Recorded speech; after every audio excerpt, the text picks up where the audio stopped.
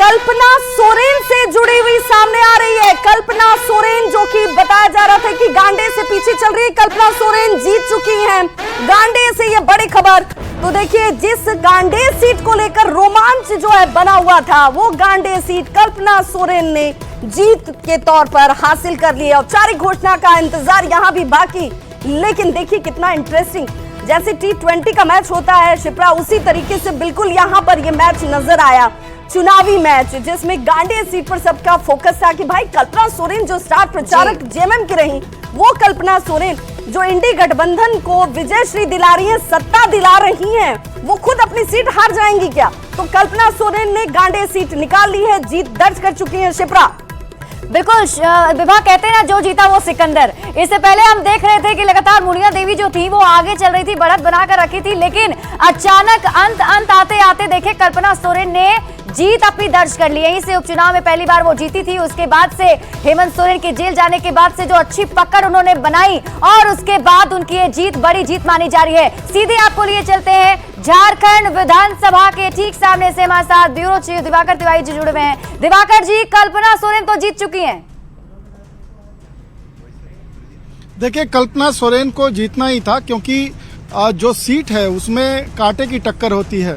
General seat है और कल्पना सोरेन जहां से चुनाव लड़ रही हैं गांडेय सीट से, वहां ओबीसी वोट बैंक का अच्छा खासा प्रभाव है। तो जरूर जो है उसमें जितने राउंड थे उसमें आगे पीछे होते हैं, लेकिन जो मुस्लिम का कंसोलिडेशन होता है, आदिवासी का कंसोलिडेशन होता है, और कुछ ओबीसी वोट बैंक जब मिलता है तो जेएमएम की सीट वो जो है पक्की हो जाती है। तो कल्पना सोरेन जरूर शुरुआती दौर में पिछड़ रही थी, लेकिन वो जीत गई हैं। ऐसे कई ऐसे सीट हैं जिनमें 20 से ज़्यादा राउंड के जो है वोटों की गिनती होनी है, तो उनके नतीजे भी ऐसे ही होंगे। अगर कोई उम्मीदवार पिछड़ रहा है और अगले 2-3 राउंड में वो मेकअप कर लेता है और फिर लीड ले लेता है, डिसाइसिव लीड ले लेता है, तो आखिर में उसकी जीत होगी। तो अभी जो है रुझानों पर नज़र रखनी होगी। हमारे साथ रमाकांत महतो हैं, बीजेपी के प्रवक्ता हैं। रमाकांत जी, कहाँ चूक हो गई? नहीं, चूक नहीं, ये पूरी तरह से झारखंड मुक्ति मोर्चा की सरकार ने सरकारी तंत्र का दुरुपयोग किया। साथ ही साथ इन्होंने टूल किट्स की तरह पदाधिकारियों का भी उपयोग किया, और वे टूल्स किट बन करके काम भी किए, और इसका संज्ञान चुनाव आयोग के पास भी आया, उस पर कार्रवाई भी हुई।